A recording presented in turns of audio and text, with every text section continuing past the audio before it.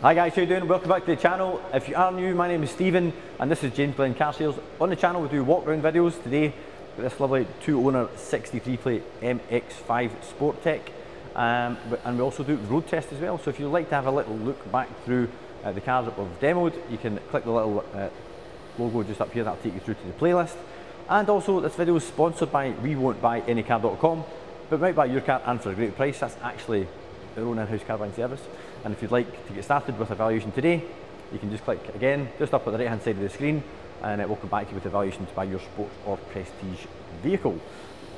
And also, as it's YouTube, please do consider subscribing, that way you'll not miss any more stock updates or any more up and coming road tests. So without further ado, let's get a look around this very, very nice special low owner, low mileage MX-5. So this is actually pearlescent white metallic, it's not just straight white. The Sport Tech model, which this car is, gives 160 horsepower, 2 litre, a 6-speed manual gearbox, a limited slip differential, and it also has Bilstein suspension. So lots of goodies on the flagship model. Moving on to the inside, it also has full leather interior, satellite navigation, and cruise control just on the multifunction steering wheel. The roof is a folding metal roof rather than fabric, which is obviously operated electrically. And if we just follow around, we'll start off at the front, work our way around the car, just giving you a good, clear understanding of the car's condition. If there's any little marks that I think won't appear on the camera, I will highlight them for your attention. Make sure that's not any stone chips. So at the front of the bonnet, even right along the leading edge, we can see that it's nice and clean. I always do like to try and find a few little marks just so that you know that we are being as critical as possible. Light lenses on these MX-5s can sometimes start to suffer from solar damage along the top, but we can see the lenses are all really nice and clean. Front of the nose cone, again, super clean, very, very, in fact I was going to say very little marks, but there isn't any marks on it at all. Light lens on the near side, the same. Your fog lamp lens is nice and clear, and even along the bottom of the front bumper, and your little splitter corner seat, corner splitters, everything, again, just in keeping with a car that's done, 28,000 miles. Moving down to the passenger side, so there was a little parking dent just about here on this wedge line. Accident Glasgow have come out and taken out 95% of it. If you look really, really hard, you will just see a slight little kind of wave in the panel here, but again, I'm not sure if that's coming up in the camera or not, Spencer? No, not at all. No, but it was a shame to have to do any paintwork to it being pearlescent, so we think that that has been remedied to a satisfactory condition, and as I say, we'll show this wing from various angles so that if you're happy with it in the camera, I'm pretty sure you'll be happy with it in person. New distance pads all the way right round, front wheel on the passenger side, free from any marks. And if we just look down the length of the passenger side from the back, again, can't see any marks or anything there. Wheel on the rear, look down the rim, feels all fine. New distance pads.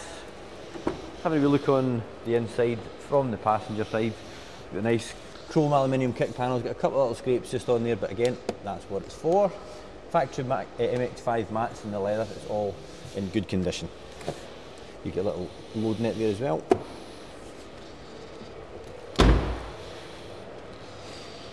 We'll open that from the inside. You laughing at me, Spencer? Yeah. Found it first time. Found it first time. Yeah. Actually, I had a demo, I had a dummy run of that earlier on. So looking into the boot, it's quite deep. It's not, it's obviously, you're not going to buy something like this for practicality, but it is nice to have a bit of space there in case you see something on your travels and you like to bring it back home. When the roof's stowed away, it doesn't take up any of the luggage carrying capacity. So for the size of the car, I would say that is pretty generous.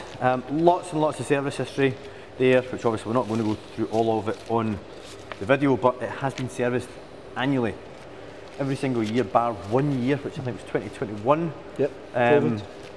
Obviously because COVID-19. The big C. But other than that, every single year, irrespective of mileage covered, and I absolutely love that. That to me just gives an indication of the cab is pretty much maintained irrespective of mileage and cost to a degree, I suppose. If you look at the car from the back, we can see we've got a nice twin exit exhaust, one either side, just the right size. Really, really nice muscular stance on the wee car. And then if you look down the length of the driver's side, you can see that there's no little marks, parking dents, scratches or scrapes. We'll just do it from the other side. Again, all nice, clean and straight.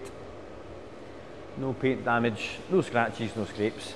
There is one little mark on the front driver's wheel here. It's been touched in, and there's another mark just here. New discs, obviously. And on this wheel, there is, yeah, so one wheel's got 2 marks on it. I think that says quite a lot for a car that's now 13 years old. Yep. So first of all, look over the driver's door card, make sure there's no wear on the usual touch points. The grab bar, around about the electric window switches on the centre console. A little bit of wear on the door pull there. Again, chrome scuff plate. Got some scuffs on it because it's a scuff plate. Yeah. The outer bolster of the seat has been caught a few times with jeans, but if you try to get in and out of these when you're in a parking space. Yeah, contortionist. Yeah, do you remember my Boxster seat? Yeah, that was a bad day. Yes. So when you try to get in, you know, if the door is here, and you try to squeeze in, these little buttons here, unfortunately, do catch on the seat. Yeah. If anybody can't Skype that seat, they're doing something we don't know. Yeah, exactly. As you say, you know, there must be a contortionist. The actual shape of the bolster's all fine and good. It's just had a couple of scrapes on the leather. You might be able to dye it, make it look less obvious, but we're not going to dye that. And then, you know, 6 months down the line, it starts to come back again. Yeah. You know, it is an older car, so there's going to be some expected commensurate wear and tear. Yep. So we'll hop in, get the car started, confirm the mileage. So mileage is 28,508. This is where we normally find the majority of the wear on the steering wheel. It's all nice and clean all the way right round. It's just the right thickness. Everything in this little car feels nice and delicate and just really intimate because it's such a small cabin. The gear change is very direct, really nice feel to it. Clutch is nice and light. You've got your navigation system there, heated seats, which are very 1990s, look at that. Yeah, your wee scroll wheel. Yeah. Yeah. So the thing is, that's unlikely to break. No, they'll never break. That's one thing with a Mazda or any Jack car, it's built to last. Yeah, I mean, these are literally the same indicator stocks that they've been using for the last 2 decades. I think these are well and truly tried and tested. To lift the cabin a little bit, you've got this nice piano black granite finish. Granite sounds like I'm describing the kitchen. Yep. But that's literally what it is. Very, very straight to the point, no frills. This is a car for jumping in, putting the roof down and going a drive on a Sunday morning. Enjoying it. It really, really is. Give it a little rev. You see it's quite eager to rev, but we'll not be jumping on the throttle too much, the car's cold, but that's 3,000 RPM. We shall now put the roof up, let you see it with the tin top. I always got to operate this. And this is the cup holder. On the dash, between the two vents. It's on the dash. Right, here we go. One roof coming up.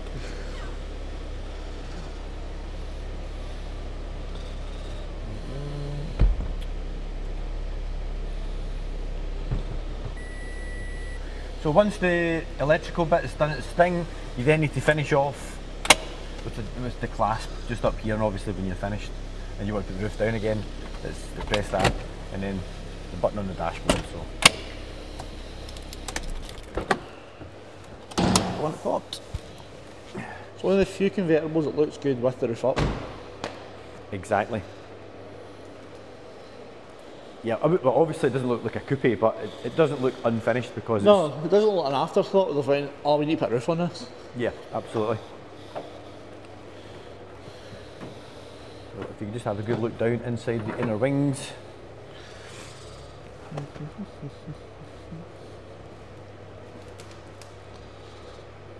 But it has really been a very, very cherished little car. Bought it off an older couple.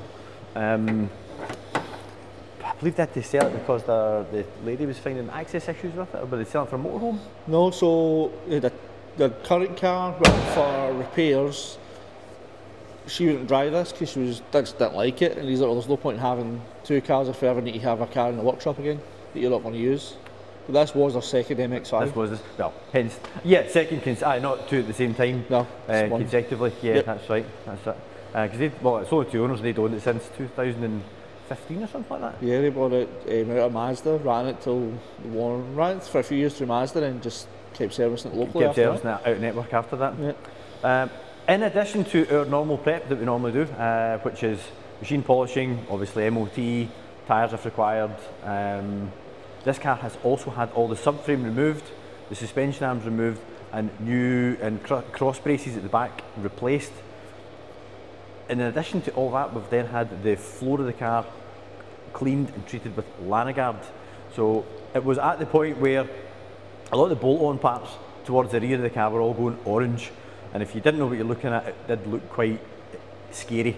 So we had it all checked. The car itself is absolutely fine, but as I say, all the bolt-on stuff is looking pretty crusty. So it was all removed, shot blasted, powder coated, and the suspension arms were shot blasted and painted, and then the bushings were replaced with polyurethane poly bushes. So that little lot cost £2,700, which was not really.